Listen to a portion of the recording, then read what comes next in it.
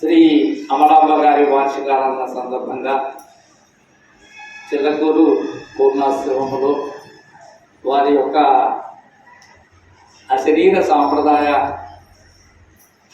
మాట కానటువంటి మాటలు, ఆ పలుకులకు అందనటువంటి పలుకులను మాకు అందజేస్తారని కోరుకుంటూ వారికి వందనాలు తెలియజేస్తాను.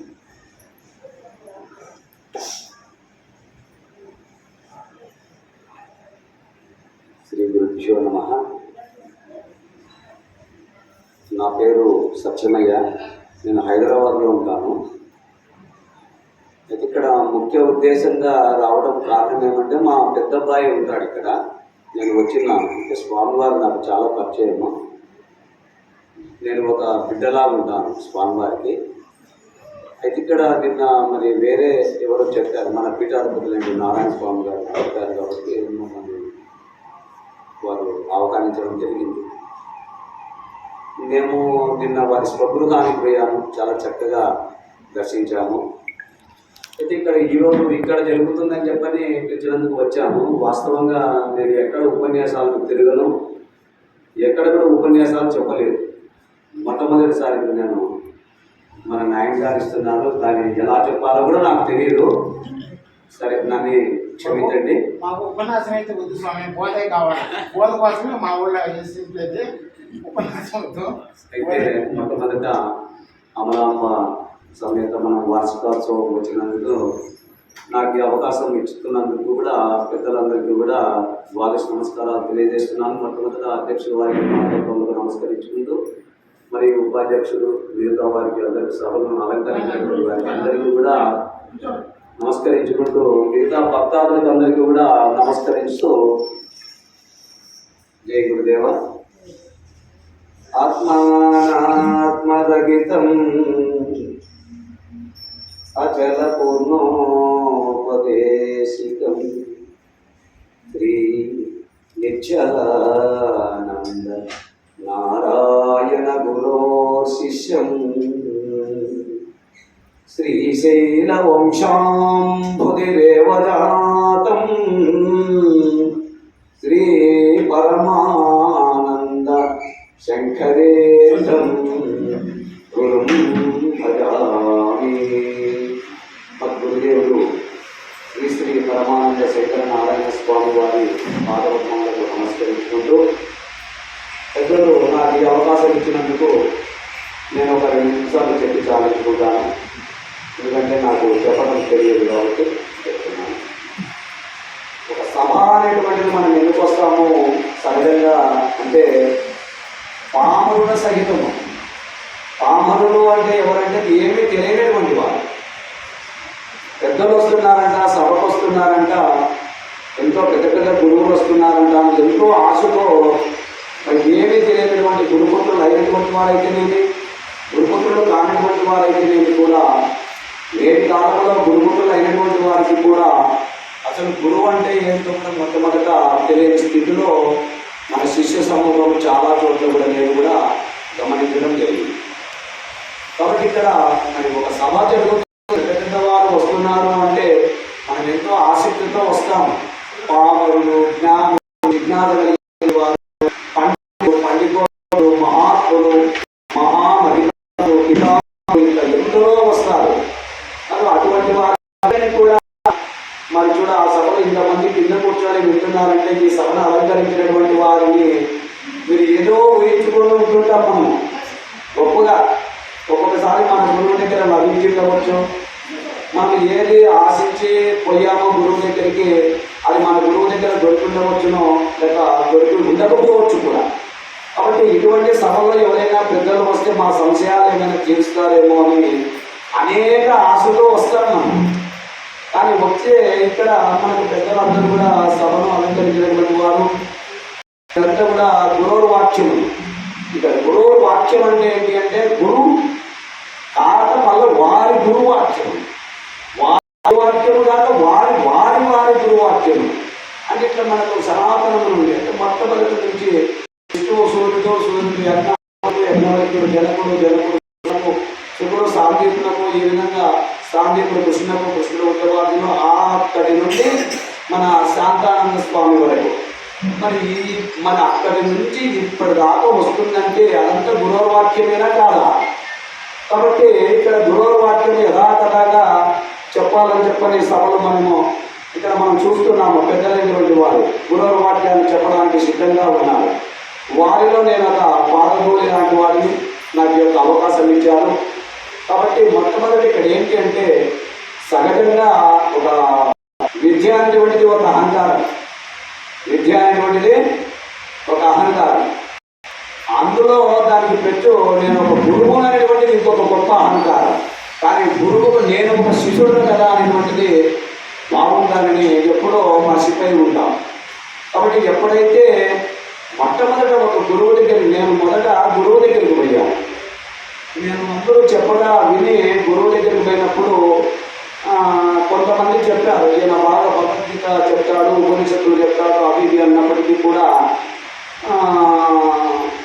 ఏమనలేదు. గురువు గారు కూర్చోబెట్టారు. చాలా చక్కగా చెప్తారని నన్ను ఎంతో మన నాయన గారు కదా పోయినట్టు చెప్పారు. చెప్తే అప్పుడు నన్ను ఒక్క మాట అడిగాడు. సరే ఇంతమంది చెప్తున్నారు, ముందు వాళ్ళు నోరు ముఖ్యాలంటే ఏం చేయాలి? నన్ను ప్రశ్న అడగాలి ఏదో ఒకటి. అప్పుడు వాళ్ళంతా నోరు ముట్టారు. అంతగా గొప్పగా నన్ను పొడిగిన వాళ్ళు ఈయన ఎలా నోరు ముఖ్యాలని గురువుగా తెలుసు. కాబట్టి సరే వాళ్ళ నోరు ముఖ్యాలంటే మొదటి ఈయన నోరు ముఖ్యాలా అని చెప్పని, సరే భగవద్గీత బాగా గొప్పగా చెప్తారంటే కదా నైనా అసలు పాఠాయ ప్రతిబోధితం అంటే ఏంటి చెప్పని అడిగాడు నన్ను. నాకు తిరుగుతుందా ఏంటి ఇటు పోలేదు. భగవద్గీతలో 701 శ్లోకాన్ని క్షుణ్ణంగా విచారణ చేసేవాడిని గురువు గారు ఒక మాట అడిగేసరికి నాకు ఎక్కడ ఉంది అని అసలు నాకే మైండ్ అప్సెట్.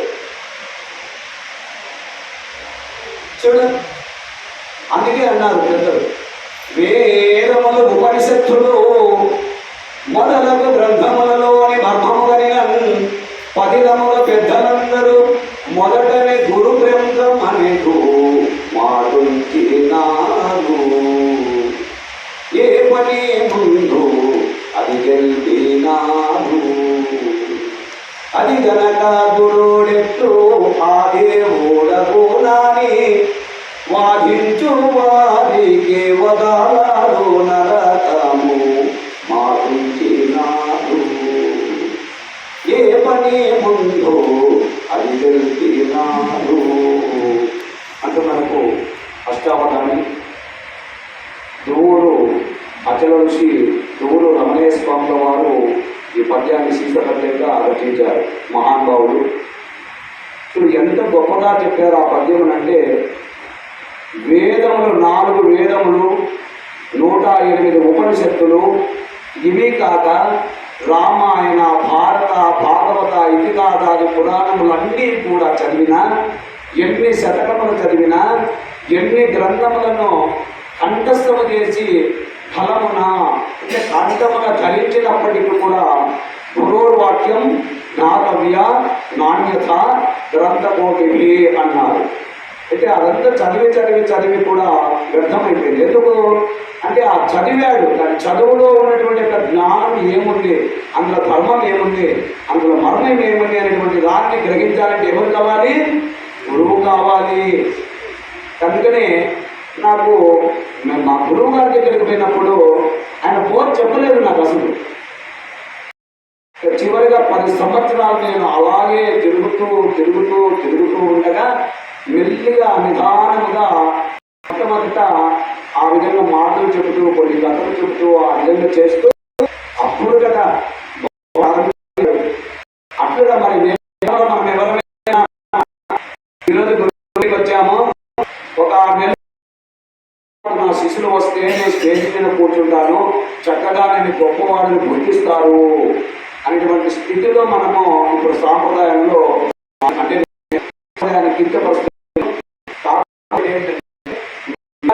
చేస్తున్నాను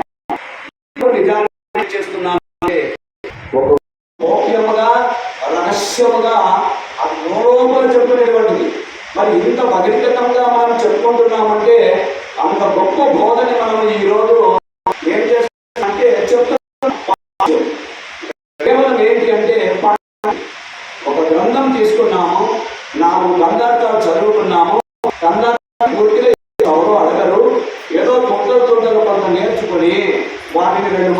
చెప్పి అక్కడి నుంచి ఇంకో కన్నార్థంలో పోయి అక్కడి నుంచి కొంత మాట చెప్పి ఈ విధమైనటువంటి ఉపన్యాసానికి బాగా పట్టి నేర్చుకొని సభలు పుట్టుని మనము చెబితే ఆ గురువు అనేటువంటి యోగ్యతను మనము ఎంత దిగుతున్నాము అంటే తనను తాను మోసపోయేది కాక మనం నమ్మి వచ్చేటువంటి అందరినీ కూడా మోసం చేస్తున్నానా అనేటువంటి ఒక్కసారి ఆలోచించుకుంటే కనుక చూడండి. అందుకనే గురువు అప్పట్లో కోరి మరీ ఎన్నుకునేవారు. కానీ ఇప్పటి ఈ జనరేషన్ ఉంది అంటే మన శిష్యుడు కావాలి, శిష్య భ్రాంతి కావాలి. ఒక ఎంతమంది శిష్యులు ఉన్నారు, ఎన్ని వేల మంది శిష్యులు ఉన్నారు, నాకు ఎంత గొప్పతనం వస్తుంది అనేటువంటిది ఆ విధమైనటువంటి సాంప్రదాయంగా ఈ విధంగా మనం నేటి కాలంలో చూస్తున్నాం. నేను చూస్తున్నాను చాలామంది నాయన ఆ పెద్ద అక్కడ చూడండి, లాస్ట్లో పెద్ద అనుభవానంద స్వామి శిష్యురాలైన మీరు అందరూ కూడా ఆయన చూసి ఉంటారు. మొన్న వాళ్ళ ఇంటికి తీసుకుపోయారు. నాయన నన్ను లేకుండా చేయనైనా అన్నాడు. అమ్మ అప్పుడు గురువు గారు ఉన్నప్పుడు చెప్పారు, మీరు మేము విన్నాము. మా గురువు గారు చెప్పేవారు అనుభవానంద స్వామి అంటే చాలా గొప్పవారు. ఆనాటి సాంకేతికతను బట్టి వారు నీకు బోధించారు, నేను లేకుండా చేశారు. అయితే అప్పట్లో నీకు గ్రహించే జ్ఞానం వచ్చిండకపోయి ఉండవచ్చు. నీకని తెలిసే వరకు ఆయన లేదు. అది నీకు ఆ రోజు నీకు జ్ఞప్తి ఉండింటే ఈరోజు నాలుగు పిల్లకాయని అడుగు. ఎందుకు? తన గురువు ఎప్పుడు శిశుని పరితాపం చాలా గొప్పది అన్నారు దీక్షితులు వారు. కాబట్టి గురువు ఎప్పుడు కూడా నా గురువుని ఎప్పుడు కూడా నాకు చెప్పలేదు అనేటువంటి పరితాపము ఉండదా. అయితే మొట్టమొదట మనం గురువుని ఇక్కడ వినుకునేటప్పుడు ఏం చేస్తున్నాం పొరపాటు అంటే, ఒక చోట ఒక గురువు ఉన్నాడు అంటే ఆయన మంచోడైనా చెడ్డోడైనా సామర్థ్యం ఉండే నన్ను పరిపాలించగలడా, నా సంశయాన్ని తీర్చగలడా విచారిస్తున్నామా? గురువుకు శిష్యభ్రాంతి ఉండవచ్చు, కానీ చదువుకోని వారంటే తెలియనటువంటి వారైతే గురువు అంటే మూర్ఖంగా వచ్చేస్తారు. ఒక గొర్రె మనం గొర్రె కథ విన్నాం, పెద్దలు ఎంతో మంది చెప్పారు, అవన్నీ విన్నాం. కానీ ప్రశ్న అదిగా ఒక జ్ఞానులై ఉండి చదువుకొని భగవద్గీతలు రామాయణం ఇలాంటివి చదివి కూడా ఇప్పుడు ఎక్కడో శేష ఆయన పేరు ఏం పేరు భగవద్గీత దీక్షిత తిరుపతిరావు గారు ఆయన భగవద్గీత చెప్తారు, ఉపనిషత్తులు రాశారు. మరి అటువంటి వారి దగ్గర విని కూడా వారికి ఏముంది అంటే ఒక్క ముక్క కూడా తెలియనటువంటి స్థితిలో ఈరోజు ఉన్నారు అంటే కారణం ఎవరు అంటే గురువా అంటే కాదు, శిష్యుడా అంటే కాదు, ఉభయుల లోపం అని చెప్పాలి. ఎవరి లోపం అని చెప్పాలి? ఉభయుల. గురువు లోపం ఎప్పుడు ఉండదు. కానీ శిష్యుడిని వచ్చినప్పుడు అతనికి ఏం కావాలి, తనకు కావలసినది అందించాలి. అట్లా అందించినప్పుడు ఎవరి లోపం అంటాము? ఇరువురు ఉభయుల లోపమే అని చెప్పాలి. అందుకని అన్నారు. మనం చూస్తున్నాం, ప్రతి ఒక్కరు పెద్దలు ఉన్నారు. మనం ఏ సభలోనైనా చూడండి, మొట్టమొదట వారికి స్పీకర్ ఇచ్చారంటే దబాదబాలు ఒక కన్నార్థం తీసుకున్నారు. దాన్ని ఏంటో తెలియదు, కానీ ఆ కన్నార్థం సరిగ్గా చెప్పడానికి కూడా రాదు. ఆ కన్నార్థం ఎక్కడ నిరుపాలో తెలియదు. వరుసగా 10 కన్నార్థాలు చెబుతూ పోతాము. ఆయన అంటాడు, 101 సేలు మాటని తెలియము.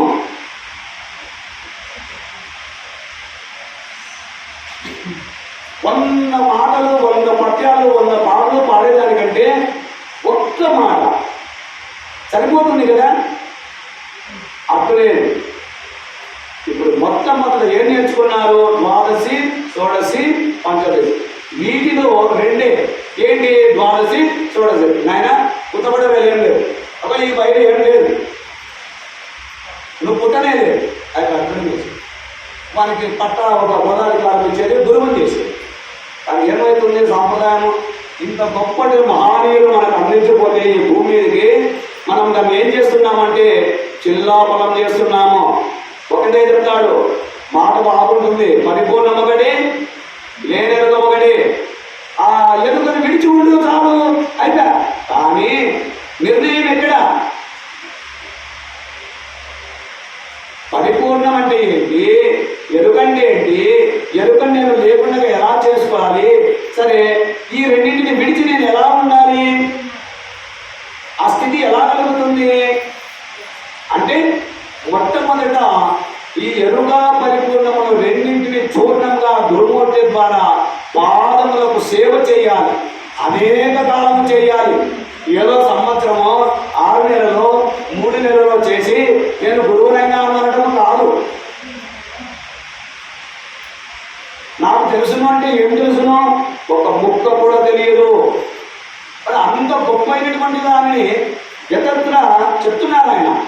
ఎత్ర నాణ్యాత్మశక్తి అన్నాడు. అతి గొప్పటువంటి దానిని ఈ వైద్యం ఏం లేదంటాడు. చక్కగా వచ్చింది ఏం చేసుకోరా అన్నాడు. ఆయన ఏం చెప్పాడు? యతో వాచా నివర్తంతే అప్రాప్య మనసా సహా. అది ఆత్మానస గోచరమై ఉన్నది. నత్ర శక్షుర్కక్షతి నభాకక్షతి నోమహ. అంత గొప్పైనటువంటి దానిని 4 కందార్థం 2 మాటలు నేర్చుకొని పైరు ఏమీ లేదు, ఎరుక లేదు, నువ్వు పుట్టలేదు, అయిపోయాయన. ఇక శివునికి ఎలా సంశయం జరుగుతుంది కనుక మొట్టమొదట గురువు వచ్చినప్పుడు వాడి శుశ్రూషను చూడాలి, వాడి యొక్క లక్షణము చూడాలి. మొట్టమొదటి కందార్థం లక్షణయుతమై సాధన సంపత్తి లక్షణాలు కలిగి ఉన్నాయా లేవా, వాడి జీవన విధానం ఎట్లుంది, హఠాత్తు ధర్మ జిజ్ఞాస. మొట్టమొదటి వాడి జీవన విధానం ఎట్లుంది, తర్వాత హఠాత్తు బ్రహ్మ జిజ్ఞాస. ముక్తి కలిగినటువంటి వాడే ముక్తిని చేరుకోవడానికి ప్రయత్నం చేస్తాడు. అప్పుడుగా ముక్తి అనేటువంటి వారికి కూడా మనం ఉపదేశం ఇస్తే వాడు ఏమైపోతున్నాడు? వాడు భుక్తికి లేదు. ఈరోజు గురువు దగ్గరకు వస్తాడు, మళ్ళీ 10 నెలలకో 1 సంవత్సరానికో గురువు దగ్గర కనపడతాడు. అయితే ఎవరే వీడికి ఎందుకు అని దవా అని 2 మాటలు నేర్పించేది, 2 పద్యాలు నేర్పించేది, మొదటి కలిగించేది. అసలు పరిపూర్ణం అంటే ఏంటి, ఎరుక అంటే ఏంటి, ఈ రెండింటి నిర్ణయం తెలియకుండానే ఎలా ఉంటుంది అంటే ఒక గ్రామంలో ఒక సన్నకారు రైతు అంటే అందరికీ తెలుస్తుంది. ఒక 20 ఎకరాలు 50 ఎకరాలు భూమి ఉందంటే చాలా గొప్ప రైతు. ఒక సన్నకారు రైతు అంటే 1 ఎకరో అర్ధ ఎకరో ఉంటుంది. ఆ అర్ధ ఎకర ఆయన పండించుకుంటూ చక్కగా జీవనం గడుపుకుంటూ ఉన్నారు.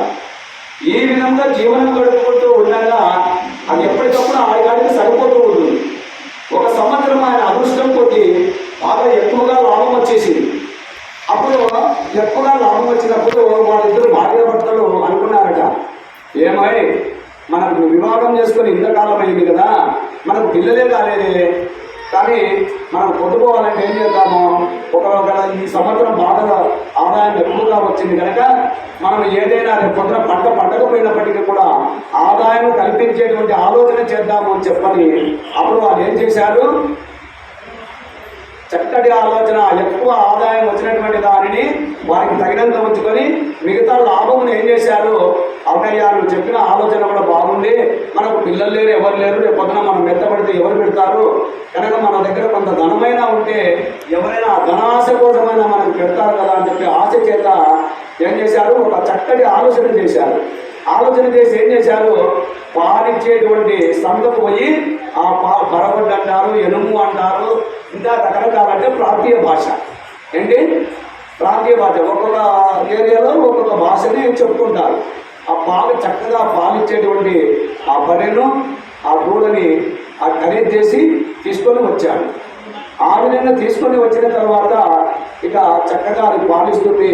చూశాడు మొట్టమొదట పొద్దున ఉదయం ఎన్ని లీటర్లు వస్తుంది, సాయంత్రం ఎన్ని లీటర్లు ఇస్తుంది, అసలు దూడని నేను ఎన్నిసార్లు ఇవ్వాలి, నాకు ఎన్ని మిగులుతాయి, ఇవన్నీ చక్కగా ఆలోచన చేసి మరి ఆ పాలిచ్చే బర్రెను ఆ దూడను రెండింటిని తీసుకొని వచ్చారు. వచ్చిన తర్వాత ఏమైంది, ఇక యథామామూలుగా ఆయన పొలానికి పోతూ ఆ విధంగా జరుపుకుంటూ ఉన్నారు. ఒకరోజు అనుకున్నారు కదా మనకు పిల్లలు లేరు, దాన్ని బరగొడ్డు ఇది దూడ అనే దానికంటే మంచిగా ముద్దుగా పేర్లు పెట్టుకున్నాము అనుకున్నారు. ఏమనుకున్నారు, మంచి పేరు పెట్టుకుందాం, ముద్దుగా పేర్లు పెట్టుకున్నాము అనుకున్నారు. సరే కానీ ముద్దుగా పేరు పెట్టుకున్నాము, దీన్ని చుట్టంలా తెచ్చాము కాబట్టి బరగొడ్డు నేను పాలిచ్చే బరగొడ్డుని ఏమని పెట్టారు, చుట్టము అని పేరు పెట్టారు. ఎవరు పెట్టారు, చుట్టము అని పేరు పెట్టారు. ఆ పాలు పితికే ముందు మనం ఏం చేస్తాము, దూడ నీడిస్తాము. ఎవరు మాట్లాడరా, ఎవరు మాట్లాడకండి, అలాగే ఉండండి. ఎందుకంటే మీరు మా కాళ్ళ కాడే ఉండాలి. మీరు ఈ కుర్చీ మీదకి రాకూడదు. ఏంటి ఈ కుర్చీ మీదకి వస్తే మరి నేను ఎక్కడ కూర్చోవాలి? నాకు కూడా ఉంటుంది కదా. కాబట్టి మీరు ఆడుంటే ఈ కుర్చీ మీద కూర్చోగలుగుతా. అర్థమైందని కూడా అందరికీ కూడా. కాబట్టి ఆ పాలు పితికే ముందు ఆ దూడని మనం ఏం చేస్తామంటే వదులుతాం.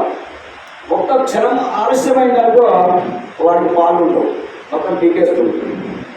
కాబట్టి దాన్ని ఆలోచన చేసి ఆ దూడ పేరు ఏం పెట్టాడు? దయ్యం అని పెట్టాడు. పేరు ఏం పెట్టాడు? దయ్యం అని పెట్టాడు. తల్లి పేరు చుట్టము, దూడ పేరు దయ్యం అని పెట్టాడు. ఎందుకు? పాలు మించకుండా అవుతుంది కదా, అందుకని దయ్యం అని పెట్టాడు. ఇక పాలు పితుక్కోవడానికి ఒక పాత్ర కావాలి కదా, ఆ పాత్రలో పాలు పితుక్కుంటే మనకు డబ్బు సంపాదించి పెడుతుంది. కాబట్టి ఆ పాల పాత్రను ఏం చేశాడంటే దుడ్డుకర్ర అని పేరు పెట్టాడు. దుడ్లను సంపాదిస్తుంది. అంటే మేము చిన్నగా ఉన్నప్పుడు దుడ్డు అనేవాళ్ళు, ఇప్పుడే ఇలా మనం చక్కగా నేర్చుకున్నాము. ఒకటి దుడ్డు అంటే ఎవరికి అర్థం కావు. నేను దుడ్డు అప్పుడు మేమున్నప్పుడు చిన్నగా ఉన్నప్పుడు దుడ్డు అనేవాళ్ళు, డబ్బు అని. రాగి పైసలు, ఆ విధంగా చిల్లర పైసలు, తర్వాత ఈ విధంగా. కాబట్టి దాన్ని దుడ్డు కదా అని పాత్రని పాత్రకు పెడుతున్నారు లేదు. ఇక చక్కగా చుట్టము, దయ్యము, ఆ యొక్క దుడ్డు కదా, ఈ మూడు ఆ విధంగా ఉండగా ఒకరోజు చక్కగా ఆయన యథాస్థితిగా పొలం పోయాడు. ఇక వాళ్ళ భార్య ఇంట్లో ఉంది. ఈ విధంగా ఉండగా ఒకరోజు ఆయన తమ్ముడు వచ్చాడు. ఆయన తమ్ముడు వచ్చి అక్క బాగున్నారా అని. బాగున్నాం తమ్ముడు, మీరు బాగున్నారా? అందరం బాగున్నామక్క, బావేది కనపడడం లేదు అన్నారు. అంటే లేదైనా పొలానికి పోయాడు, వస్తాడు, ఫోన్ చేస్తావా? బాగా వచ్చినాక ఫోన్ చేస్తావా? లేదు బావగారు అంటే బావగారు వచ్చినాక అందరం వచ్చి ఒకేసారి ఫోన్ చేద్దాము. సరే, అందులోనే ఏం చేశారు, ఆ బావగారు రాని వచ్చారు. వచ్చి లోపలికి వస్తున్నాగానే చూశారు. ఏమో బాగున్నారా, ఎప్పుడు వచ్చారు అన్నారు. ఇప్పుడే వచ్చాము బావా, అందరం బాగున్నాం, మీరు బాగున్నాం. చక్కగా లోపలికి పోయి మంచినీళ్ళు తాగిన తర్వాత మరి మీ తమ్ముడు వచ్చాడు, సరే తొందరగా పని కానిస్తాము. చుట్టం వచ్చాడు కదా, చుట్టం వచ్చాడు, చుట్టానికి కట్టే, దయ్యాన్ని వదులు, నుండిగా చేతికి తొందరగా నా పని ముగించేస్తా అని చెప్పి వాళ్ళు మాట్లాడుకున్నారు. అయితే వీడికి ఏమైంది? అమ్మా చుట్టం వచ్చింది అన్నారు, నేనే కదా చుట్టాన్ని, ఇంట్లో ఒక దయ్యం ఉంది, ఆ దయ్యాన్ని నా మీద వదులుతారు, దుడ్డుకర్ర తీసుకోమన్నాడు. ఆ మూలకి ఎక్కడో దుడ్డుకర్ర పెట్టింటారు. దుడ్డుకర్ర అంటే దొడ్డుకర్ర, ఇద్దుడు ఎట్లుందో దొడ్డుకర్రను తీసుకొని నన్ను బాగుతారు, నా పరిస్థితి ఏం కావాలి చెప్పని వాళ్ళకి చెప్పకుండా వాళ్ళు మాట్లాడుకుంటున్నాగానే ఇల్లు దాటి బయటకు వచ్చి పరిగెత్తుడు పోయాడు. వాళ్ళు చూశారు, అది ఏంటి కొద్ది ఏం తెలియకుండా పరిగెత్తు, రానాయన వద్దు రానాయన వద్దు. మీరు ఎందుకు పరిగెత్తారు? అసలు చుట్టం అంటే ఏంటి, దయ్యం అంటే ఏంటి, దుడ్డుకర్ర అంటే ఏంటి? ఒక్కసారి ఏం బావా చుట్టం అన్నావు, దయ్యం అన్నావు, దుడ్డుకర్ర అన్నావు, అసలు ఏంటి బావా అనే విషయాన్ని ఒకసారి విచారిస్తే మనం అందరం అంటున్నాము, పరిపూర్ణము లేనెరుక అయ్యి రెండింటిని ఎరిగి లేనెరుకను విడిచి ఉండము అన్నాము. అసలు ఆ మూడు ఏంటి? అది ఎవరైనా విచారణ చేస్తున్నామా అంటే చేయడం లేదు. ఎందుకు? నీ సమస్య నీకుంది, ఇప్పుడు నేనే అన్నాను, ఇప్పుడే వచ్చాను, స్వామి వారు ఫోన్ చేసిన తర్వాత మళ్ళీ మొదలు పెట్టుకున్నామన్నారు. లేదు ఆయన నేను మీటింగ్కి పోవాలి, జస్ట్ ఒక అరగంట ఉండిపోతాను. అయితే నాకు ఉపన్యాసం ఇలా చెప్పమని ఇస్తారని తెలియదు. అయితే జస్ట్ పోతాం ఆయన మీటింగ్ ఉంది అని చెప్పి అన్నాను. సరే అని చెప్పని అవకాశం ఇచ్చారు. చూడు, అంటే ఇది ఏంటి విచారణ? ఇక్కడ మనం ఏం చేస్తున్నాం? అసలు నేను ఎందుకు వచ్చాను, ఎక్కడికి వచ్చాను, దేనికోసం వచ్చాను గురువు దగ్గరికి? ఒక్కసారి ఆలోచించి చూడండి. ఎవరు మహాత్ములు, అసలు నిజ గురువు ఎవరు? ఆ గురువు దగ్గర నిజముగా సుశ్రుత చేసి ఆయన ఏం తెలియచేస్తున్నాడు, నేనేం తెలుసుకోవడానికి వచ్చాను. ఒక్కసారి మనం ఆలోచిద్దాం. సరైన గురువుని ఎన్నుకుందాం. 100 పద్యాలు చెప్పడం కానీ 100 పాటలు చెప్పడం కానీ ప్రశ్న కాదు ఇది. మన ఒక ఆయన అడిగారు, నాయన ఆ పరిపూర్ణం అంటున్నావు కదా, ఎరుక అంటున్నావు కదా, ఇది చెప్పిన ఆయన అంటే ఆయన అన్నాడంట, నీకు ఇంకా టైం సరిపోలేదు, ఇంకా కొంతకాలం ఉంది, నిలబడు అన్నాడు. నీకు టైం సరిపోలేదు, ఇంకా కొంతకాలం నువ్వు నిలబడాలి, నిలబడు. అది బాబు రేపటికి ఇది ఉంటుందని నువ్వు గ్యారెంటీ ఇవ్వగలవా? గురువు వాయిదిస్తాడా? అందుకనే మొట్టమొదటిని మనం గురువుని ఎన్నుకునేటప్పుడు చక్కగా నేను దేనికోసం పోతున్నాను, చదువురాని వాడంటే మనం ఏమనలేం మనం. కానీ చదువుకునేటువంటి జ్ఞానులు, గ్రంథములు చదివినటువంటి జ్ఞానులు కూడా పోయి మూర్ఖంగా పోయి ఈరోజు అనేక మంది గురువులను ఆశ్రయించడము, అసలు పరిపూర్ణం అంటే లేనేరుగా నేను ఎట్లా విడిచి ఉండాలి, కథలు చెప్తున్నాము, పద్యాలు చెప్తున్నాము, కానీ దృష్టాంతం ఏంటి, రాష్ట్రాంతం ఏంటి? గురువు అనుభవం కావాలి, గ్రంథం అనుభవం కాదు. గ్రంథము చదవడము, కంఠసము చేయడము, నోటి పట్టి చెప్పడము కాదు. నాకు ఆ గ్రంథార్థాలే రావు, పద్యాలు రావు, నేను చదువుకోలేదు, కేవలం మా గురువు గారు చెప్పారు. అటువంటి గొప్పైనటువంటి విషయాన్ని మనం ఎందుకు ఇంత పాండిత్యంగా చెప్పుకుంటున్నాము అంటే, నేను కడతేరాలి, నీవు కడతేరాలి. ఈ జనమరణ భ్రాంతి రహిత సిద్ధాంతాన్ని తెలుసుకోవాలంటే చాలా కష్టము, చాలా సులభము. అందుకే అంటారు సులభము అచల మార్గము, తెలిపేటి పురుడు నీకు ధీరుడైన. ఎట్లుండాలి ధీరుడు? ధీరుడై ఉండాలి. తెలియంగా వచ్చు సర్వము, కలతియుగల గురువు అయినా కడగంలే గదా, తీరక భ్రాంతి తపనాలుండునుగా. చలనంబులేని స్థిరబోధ వినోచున్న ఫలితాము నీ కపుడే ప్రత్యక్షముగా నుండు. కడగంలే గదా, తీరక భ్రాంతి తపనాలుండునుగా. అచలం అన్నాము, కదలిక లేదన్నాము, చలనం లేదు అన్నాము. కానీ నేనేం చేస్తున్నాను? చలనం ఉడిగానా? స్థిరమైన బోధ వింటున్నా కదా. నిజగురు శిష్యుడిని పెద్దలు అంటుంటారు ఏమనంటే, చెట్టును చూపించి కాయలు అమ్ముకుంటారు అంటారు. నిజుడు ఎప్పుడైనా విన్నారా? పెద్దలు అంటుంటారు, చెట్టు పేరు చెప్పి కాయలు అమ్ముకుంటుంటాడు ఆయన, వాడు జీవనం చేసుకుంటున్నాడు అన్నాడు. చెట్టు అంటే ఏంటి? నా గురు నా గురు నా గురు గురు గురు లెగ్గేస్తే సాంప్రదాయంలో మొట్టమొదటి వరకు పోతున్నది. ఆ చెట్టు వాడు నిజ గురువులే, మనము నిజ గురు శిష్యుడమే. అయితే నువ్వు నిజ గురు శిష్యుడమే కావచ్చు, ఆయన చెప్పిన వాక్యం నీ దగ్గర ఉందా అది పరిశీలించాలి మొట్టమొదటి ఇక్కడ. అటు కాకుండా ఎరుక అంటే ఏంటో, పరిపూర్ణం అంటే ఏంటో, ఈ రెండింటిని చూర్ణంగా విచారించకుండానే మనం ఎన్ని కందార్థాలు చెప్పినా, ఎన్ని పాటలు పాడినా, ఎన్ని పద్యములు చెప్పినా అది కాదు. నిక్కమైనటువంటి నీలమొక్కటి చాలు.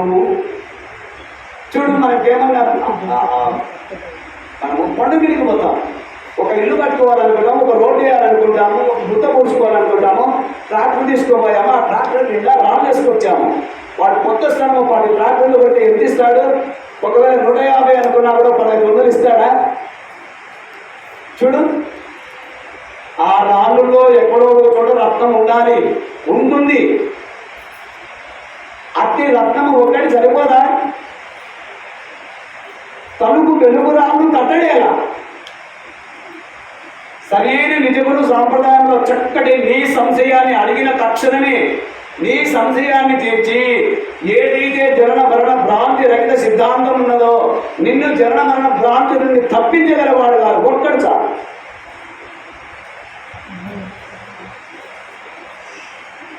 చదవ పద్యం అది చాలా. ఎన్ని పద్యాలు చదవాలా? 100 పద్యాలు చదవాలా? ఒక్క పద్యం పలుకున పలుకగరాకను చెప్తున్నా ఆయన మహానుభావుడు. పలుకున పలుకగరాకను తలపోయుధమైన మదికి తగులక ఎప్పుడు ముడు వృక్ష సంధుడేకను కలిగున్నది పట్టబయల్ గదరా మాయన్న. ఇదిగో చూడు కదలారోయన్న. పలు ఎవరన్నారెరుగాక చలియండ బాణాల నలయాత నిలచుడు మాయన్న ఇదిగో చూడు మొదలదోయన్న మాయన్న మా నాయన నా తండ్రి నా బిడ్డ గురువుకి ఏమంత అవసరమో ఆ విధంగా సంబోధిస్తున్నాడు. ఆ శిష్యుడి మీద ఎందుకు అంత ప్రేమ? మాయన్న మా నాయన నా తండ్రి పలుకునా. పలుకు అంటే ఏంటి? శబ్దం. శబ్దం అంటే ఏంటి? ఓంకారం. అందరికీ తెలిసిన, మీకు అందరికీ తెలిసిన విషయమే. అందరూ చెప్తున్నారు, అందరూ వింటున్నాము. ఆ పలుకు శబ్దం కాదా? అది ఆకాశాంశము కాదా? ఎరుక పరిపూర్ణం కాదన్నాము. ఎలా కాదు? ఎలా తెలుస్తుంది మనకి? పరిపూర్ణం పలుకు లేదన్నాం. అది పలుకు ఎక్కడ లేదు? ఎక్కడ పలుకున్నది? ఆ పలుకు ఎక్కడైతే ఉన్నదో అదంతయు కూడా ఎరుక అని తెలుసుకో. ఎక్కడైతే మాట్లాడుతున్నామో, ఎక్కడ పాటలు మాట్లాడుతున్నామో, ఎక్కడ శబ్దించుతున్నదో అదంతా కూడా ఎరుక. శిశువుని వెంబడి తీసుకొని, నాయనా చూడు శబ్దం వస్తున్నది, ఇది కాదు, నేతి నేతి ఇది నేతి ఇది ఇది కాదు, ఇది కాదు, ఇది కాదు, ఇది కాదు అనేటువంటి ఆ పలుకును మొట్టమొదట నిశ్శబ్దంగా ఎలా చేయాలి? తలపోయుధమనిన తలంపు. తలంపు అనగానేంటి? భావన. భావన అనగానేంటి? ఆలోచన. మదికి, నీ మనస్సుకు కానీ వాక్కుకు కానీ ఒకవేళ ఆలోచించుకున్నామా అంటే ఆలోచించడానికి సాధ్యం కాదు. ఎందుకు? ఒకవేళ రూపనామంలో ఉన్నటువంటి దాని అయితేనేమో ఇట్లున్నది అని చెప్పవచ్చు.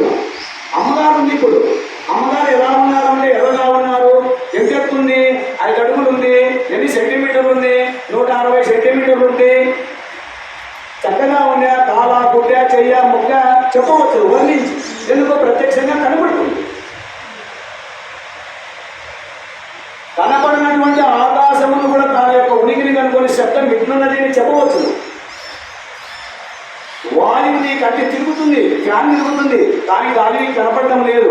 కానీ ఆ వాయువు యొక్క స్పర్శని కనుకొని ఇట్లున్నది అని చెప్పవచ్చు. అగ్నిని చూసి రూపం ఎర్రగా ఉన్నది, ఇట్లున్నది, అట్లున్నది అని చెప్పవచ్చు. జలమును రసమును చూసి గమనించి ఇట్లున్నదని చెప్పవచ్చు. గంధంలో మంచి వాసన, మిశ్రమ వాసన, సుగంధము, దుర్గంధము చెప్పని వాటి ఉనికిని బట్టి ఇలా ఉన్నది అని చెప్పవచ్చు.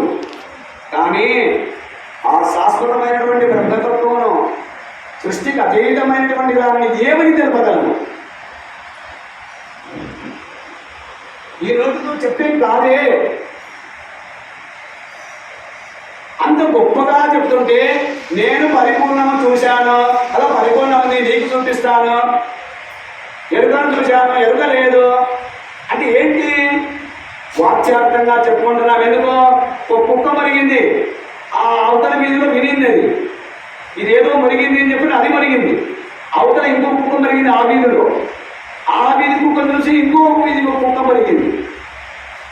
ఆ యజమానికి ఏంటి అలా మరుగుతున్నామని అంటే ఏమో నాకు తెలియదు, కానీ అవతల కుక్క మరిగింటే మరిగాను చెప్పి ఆ వీధికి వచ్చేది కాదు. ఏంటి మరుగుతున్నామంటే నాకు తెలియదు, ఆ వీధి కుక్క అడిగితే నేను మరిగాను. మొదటి వీధికి వచ్చాను, ఆ కుక్క లేదు అక్కడ. అదేంటి? రాత్రి 12 గంటలకు నువ్వు బస్సు దిగావు, వీడు దొరనా నా ఇంటి యజమాని ముందు పోతున్నాడు, వాడు దొంగ దొరడో చెప్పని తన యజమాని మేలుకొల్పే కోసం ఆ మొరుగుతే ఆ యజమాని మేలుకుంటాడు అని తన భాష తనకు తెలుసు. అది మొరిగింది అంటే చూసింది, మొరిగింది, వెళ్ళిపోయింది. అక్కడ ఎవిడెన్స్ అంటే ఏంటి? ఆధారం అంటే లేదు ఇంకా అక్కడ అడగడానికి. మనం ఎలా ఉన్నాం? అలా ఉన్నాం.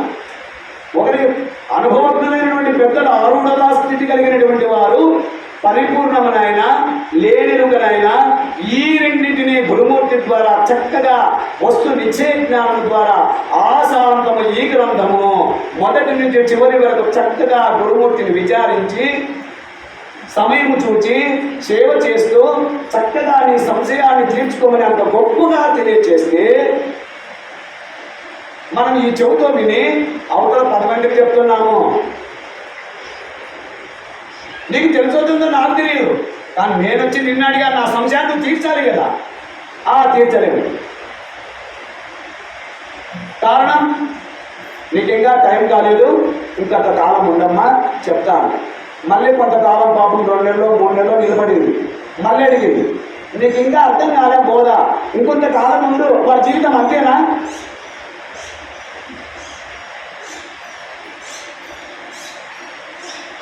అటువంటి గొప్ప అయినటువంటి దాన్ని ఇక్కడికి తెచ్చాం. భావనకు కూడా అందనిది, ఆలోచనకు అందనిది. చూడు, అందరూ చాలా మంది సభల్లో నేను చూస్తున్నాను వీడియోలలో ఇలా పెట్టాడు, ఈ బయలు పరిపూర్ణమన్నాడు. ఈ బయలు పరిపూర్ణం అవుతుందా? నువ్వు నమ్మావు. ఎందుకు? గురువు దగ్గర విచారణ చేయలేదు. అయితే దీక్షితులు వారు అంటారు, ఈ బయలే దేవుడు, ఈ బయలు పరిపూర్ణం కాదని అనరాదు.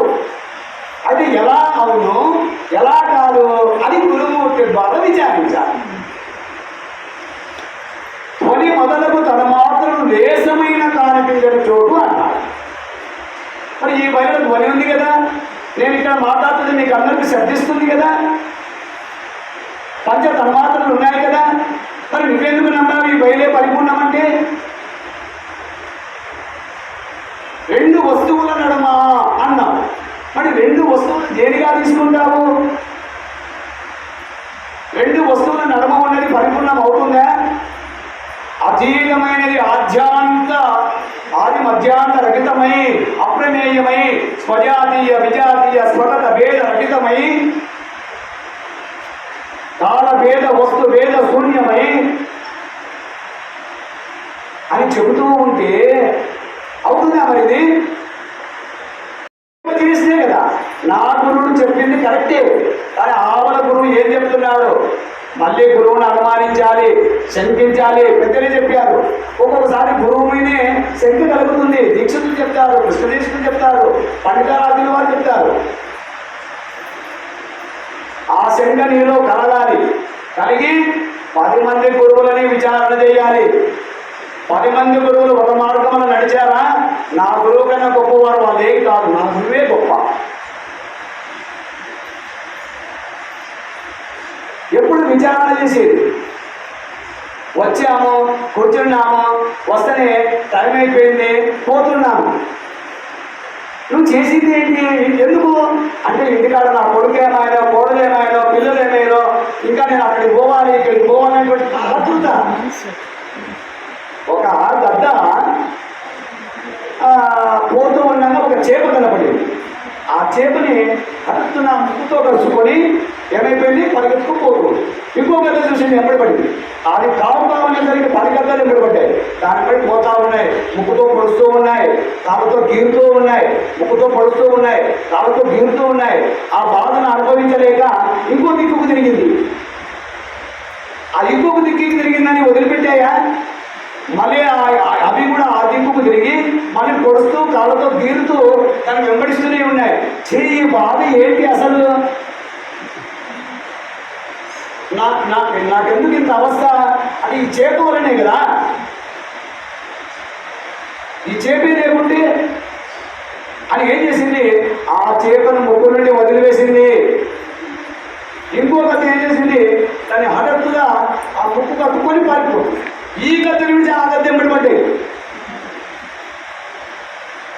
అప్పుడు మొదటి గద్దె ఏం చేసింది? ఒక చెట్టు మీద కూర్చొని విశ్రాంతి తీసుకొని ప్రశాంతంగా కూర్చుంది. అదంతా గమనించిన నాలాంటి పిచ్చోడు చెట్టు కింద ఉన్నాడు.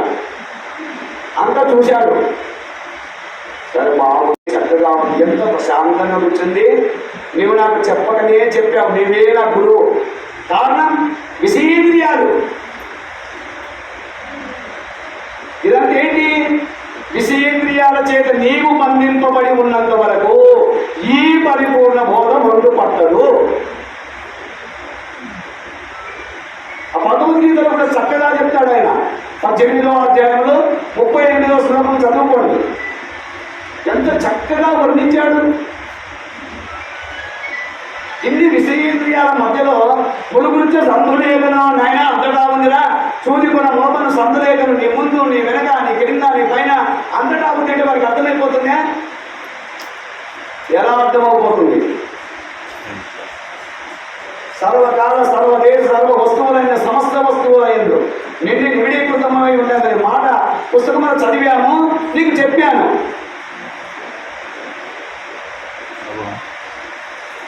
అవి నువ్వు చదువుకోవచ్చు. సర్వకాల సర్వావస్థలందు సమస్త దేశములందు సమస్త వస్తువులందు నీ వెనక నీ క్రింద నీ పైన అంతటా బుక్కులు రాశారు. నువ్వు చదువుకోలేవా?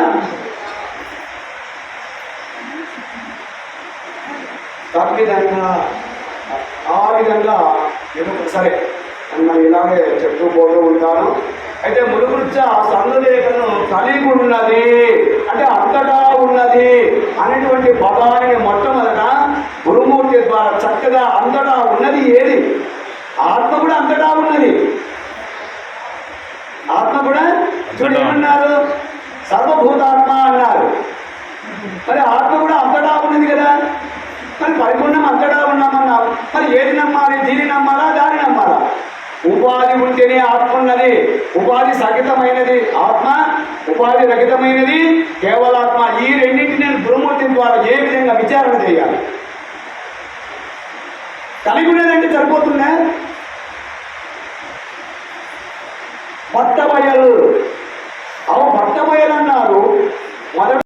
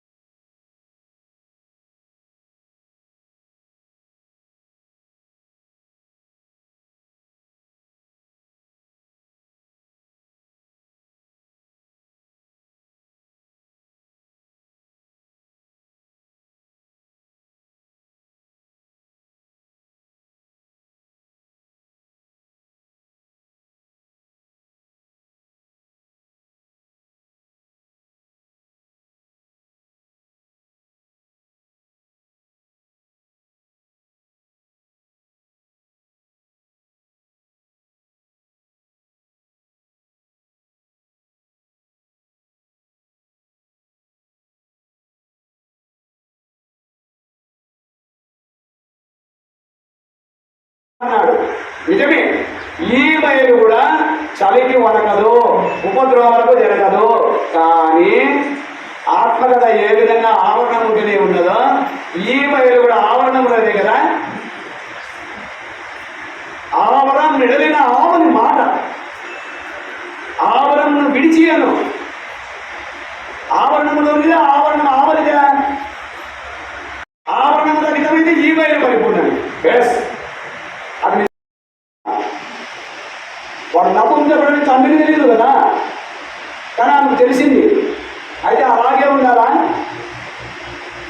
ఆమె సంతానం మీద ఆపేక్ష ఉండదా? మరి ఏం చేయాలి? విచారణ చెయ్యాలి. ఇంకో పురుషుడి దగ్గరికి కింద పోవాలి, తండ్రి కన్నా నిజాన్ని చెప్పాలి. దొంగతనం అన్న చేయాలి, దొంగతనం అన్న పట్టుకోవాలి. ఏం చేయాలి?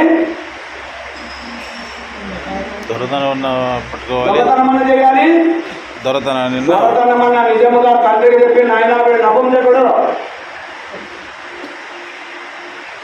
అప్పుడు కదా తాను తన గురువు ఇరువురు వైవినాల్సి వస్తుంది. పురుషుడైతే ఇంకొకరికి కొనాల్సిన అవసరం లేదు. ఒక పుష్పం మీద ఒక తేనె ఉంటుంది. ఆ తేనెని మధువులు తాగాలని ఎంతో దూరం నుంచి ఆ తుమ్మెద వస్తుంది. ఆ తుమ్మెద మీద తనకు మధువు సరిపోకపోతే ఏం చేయాలి? వెళ్ళిపోతుందా? తీరలేదే, ఇంకో పుష్పమును రాలుతుంది. అయితే ఇంకో పుష్పమును రాలినప్పుడు ఆ పుష్పం మీద ఏమైనా హాని చేస్తుందా? ఆ పుష్పమునకు హాని కూడా కలిగించకుండానే చక్కగా రెండవ పుష్పం మీద రాలుతుంది. అక్కడ తేనెను ఆస్వాదిస్తుంది. అక్కడికి సరిపోకపోతే ఇంకో పుష్పమును రాలుతుంది. అట్లనే నిజగురు సాంప్రదాయమైనటువంటి గురువుని కలిగి నిజబోధ తెలిసినటువంటి పెద్దల దగ్గర నువ్వు విచారించినప్పుడు ఇంకొకరు గురువు దగ్గరికి నువ్వు పోవాల్సిన అవసరం లేదు అన్నాడు. కానీ సమర్థుడు కాకనే యోగ్యుడు కానప్పుడు, శిష్యుని పరిపాలించినప్పుడు ఇంకో గురువు దగ్గర విచారణ చేయవద్దన్నారా?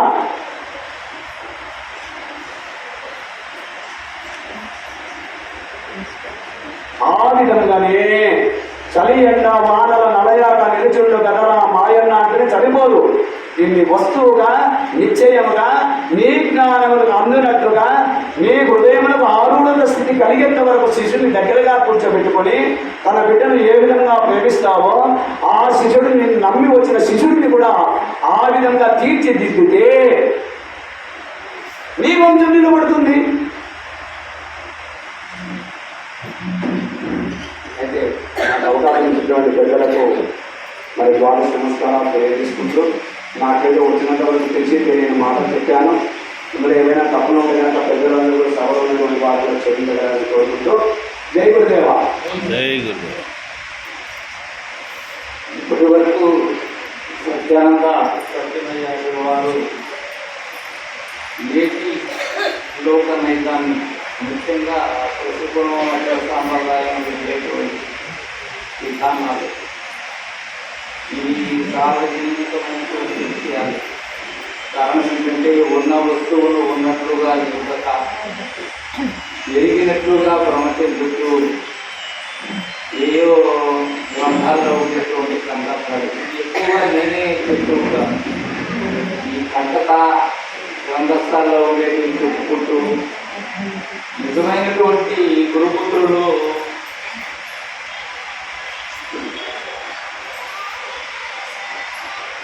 ఇతరులకు కంటత చేయాలి. లేనట్టయితే ఉన్న సారాన్ని ఎరిగినటువంటి వారికి కంటత చేయవలసిన అవసరం లేదు. గురుదేవుడు మన మీద దయతో బోధాధికార పత్రాన్ని మనకు అందజేసిన విమట సత్యమై చెప్పినట్టు నేను గురువును అనబడేటువంటి అహంకారం రాకూడదు. ఆ అహంకారాన్ని ముందు ప్రక్కన పెట్టాలి. వేదిక మీద ఆశీనులై మనకు వచ్చి అందరూ పుష్పమాలంకృతులు చేసి మనకు పైన దృశ్యాలు వాళ్ళకి వచ్చినంత మాత్రాన నేను గురువును కాదు. గురు స్థితి ఏదైతే ఉన్నదో దానిని నేను ఎరిగిన వాడని ఉండాలి. లేనట్లయితే అది పేరుకు మాత్రమే గురువు అనే బరువును తెచ్చుకోవడం, దానివల్ల ఎవరికీ ఉపయోగం లేదు. ఇంకొక విషయం ఏంటంటే గురుదేవుడు సమర్థులు కానట్లయితే వేరే గురువు దగ్గరికి చేరటం తప్పు లేదు, తప్పు కాదు. నీవు తెల్లార్చుకోకూడదు, నువ్వు మేల్కలో ఉండు. తర్వాత ఇతరులు మేల్కొట్టు చేయటం అనేది దానంతా అదే వస్తుంది. నాకు వినేదే చేతరాదు, వినేది చేతరానప్పుడు ఎలా కనగలవా బోధనం? ముందుగా మనం తెలుసుకోవాలి. మనం తెలుసుకున్నప్పుడు మనం ఆ స్థితిని పొందినప్పుడు ఆ ఎరుకేదో జీవ పరిపూర్ణ మీరు పలుకులు కాదవి, మాటలు కాదవి. అదేంటది? మీరంతా ఎవరు? మీరు అసలు నిజంగా కూడా మీకు బోధించాల్సినటువంటి అవసరం కూడా లేదు. మనందరం కూడా ఒకరికొకరు ఎవరు సోదరులు. మీరంతా అనుమానత్వాన్ని శిష్యులే. మీరంతా ఆయన ధర్మధనాలు అర్పించిన వారే. కానీ మీకు సంశయం ఉన్నది. ఏమిటి సంశయం ఉన్నది? వాళ్ళు ఏదో కుర్చీల మీద కూర్చొని చెప్తున్నారు, మనకు అలా చెప్పేది రాదే అనేటువంటి సంశయంలోనే ఊహిస్తున్నారు. మీరు చెప్పటం గొప్ప కాదు, చెప్పటం ఏనాటికి గొప్ప కాదు. నీవు గురుదేవుడు అందించినటువంటి సౌఖ్యం ఏదైతే ఉన్నదో అది నీకు అందినదా లేదా? ఉన్నదాన్ని ఖాళీ చేసావా లేదా? లేకనే నిన్ను నూతనకిస్తూ ఉన్నది ఏదైతే ఉన్నదో అది ఉన్నపాటుగా లేకుండా పోయినదా లేదా? లేనట్లయితే ఉన్నది ఏది? ఇప్పుడే చెప్పారు సత్యవాది వారు. ఈ ఆవరణంలో ఉండి నిరావరణాన్ని గురించి మాట్లాడటం కాదు. అయితే తెలుసుకోవాల్సింది ఆవరణంలో ఉండి నిరావరణాన్ని. కానీ నిరావరణమైనటువంటి నీవు ఎలా ఉన్నావు అనేటువంటిది మీకు పురాణాత్మక విశ్లేషణ కలిగినటువంటి నాడు ఈ బోధ సఫలీకృతమవుతుంది. అనేది చక్కగా ఈరోజు మనకు మంచి బోధనలు అందజేసినటువంటి